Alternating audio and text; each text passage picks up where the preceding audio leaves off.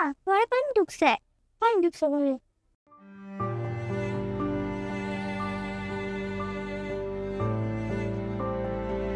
আবার মনে হয় ড্রেনটা ময়লা দিয়া বন্ধ হয়ে গেছে। কবে যে মানুষের এই ময়লা ফেলানো বন্ধ হবে? আমাদের যে কষ্ট হয় কবে এটা মানুষ বুঝবে? তবে আমাদের সয়ে গেছে, সবই সয়ে যায়। এই যেমন যখন ময়লায় ড্রেন আটকায়ে ঘরের মেঝে ডুবে যায় নোংরা পানিতে, তখনও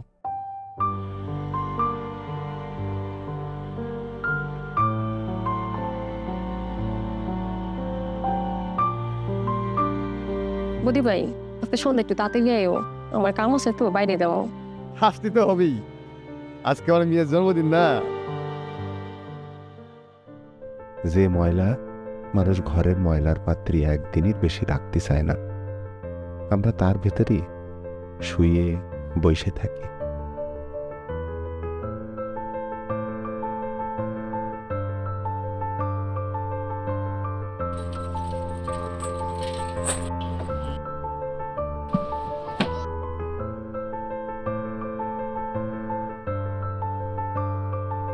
হ্যালো গাইস, আজকে আমরা নতুন একটা জায়গায় ঘুরতে বেরিয়েছি। অনেক চিল হবে, অনেক চিল। কে মামা থামলা কেন? দেশ পরিবেশ নোংরা করে মানুষ এত খুশি হয় কেমন করে, ওইটাই এখন বুঝি না।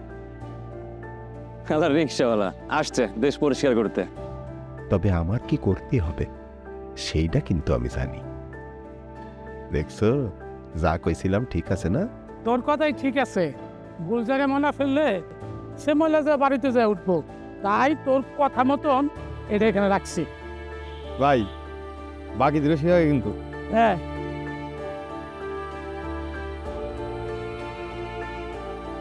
উপর থেকে ছুঁড়ে মারলে ময়লা নিচে পড়বে, এটাই নিয়ম।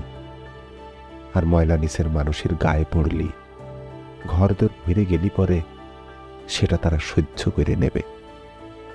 সেইটাও হয়তো এই সমাজের নিয়ম। কত কি যে ভুল শিখাচ্ছি,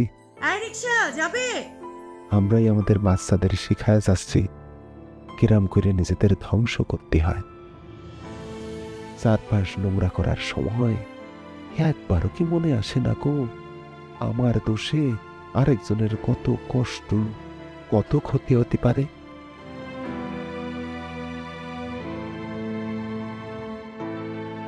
পুতুলের জন্মের সময় আরেকটু ভালো আর পরিষ্কার পরিবেশ পালি হয়তো পুতুলের মার রোগটা হতো না। আর এত তাড়াতাড়ি আমার মেয়েটা মা হারাইত।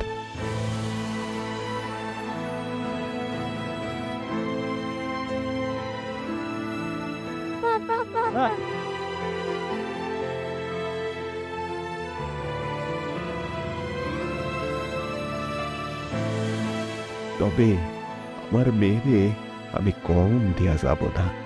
ধন সম্পত্তিতে না পারি, ভালো একজন মানুষ বানাইয়া যাব।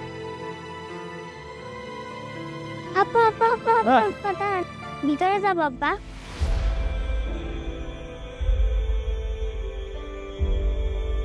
ভিতরে দেখ বাবা।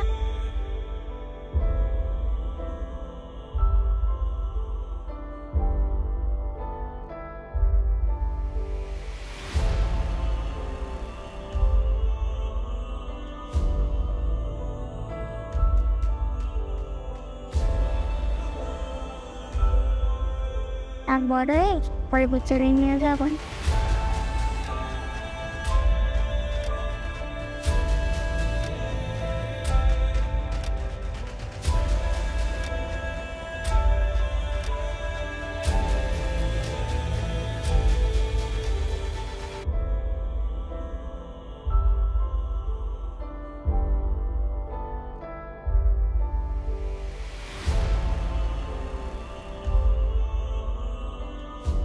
কত বিদ্যা বুদ্ধি জ্ঞান আমরা দেই আমাদের সন্তানদের, কিন্তু ভুলে যাই পৃথিবী আর পরিবেশ সুন্দর রাখার অতি জরুরি শিক্ষাটুকু দিতে।